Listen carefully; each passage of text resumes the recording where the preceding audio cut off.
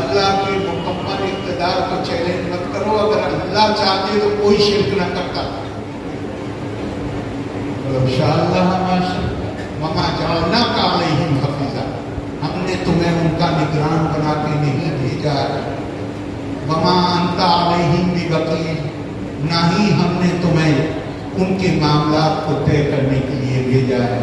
اور اس سے اگلی آیت جو ہے وہ دانیال سا پڑھ چکے ہیں. وَلَا تَسُبُّوا الَّذِينَ يَدْعُونَ مِن دُونِ اللَّهِ فَيَسُبُّوا, یہ تینوں آیتیں ایک کے بعد ایک. کبھی دوسروں کے معبودوں کو برا مت کہنا, وہ پلٹ کے اللہ کو برا کہیں گے بے علم میں.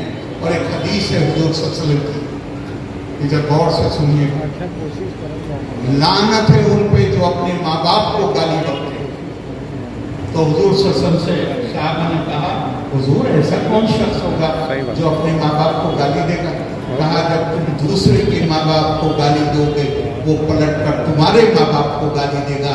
اور اگر دوسرے کے ماں باپ کو گالی دیتے ہو تو اپنے ماں باپ پہ کو جو گالی دیتا ہے اس کے لیے ذمہ داری تمہاری.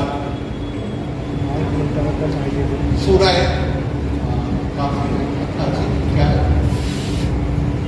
فذکر انما انت مذکر, آپ کا صرف ایک کام ہے کہ آپ لوگوں کو نصیحت کیجیے. اور نصیحت بھی فذکر انما انت مذکر لست علیہم بمسیطر, ہم نے آپ کو لوگوں کا انچارج بنا کے نہیں بھیجا.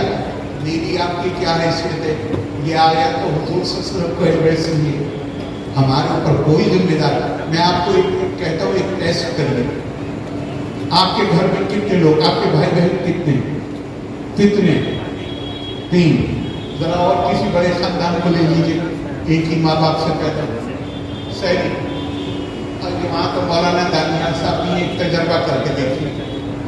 7 بھائی بہنوں کو ہوتے ایک ہی ماحول میں پلے بڑھے, ایک ہی ماں باپ سے تربیت تعلیم پائی ہے. ان کو ایک ایک کاغذ ان کے ہاتھ میں دیجیے کہ خدا اور دین کے بارے میں جو تمہارا تصور ہے 10 لائنیں لکھ دو. 10 کی الگ الگ ہوگی. قُلْ كُلٌّ يَعْمَلُ عَلَىٰ شَاكِلَتِهِ, ہر شخص کو ہم نے ایک الگ فطرت پر پیدا کیا.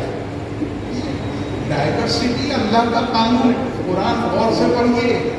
تمہاری کھالوں کے رنگ, تمہارے پیڑ پودے, جس طرح قرآن کے جملوں کو آیت کہا گیا ہے ان کو بھی اللہ کی آیتیں کہا گیا.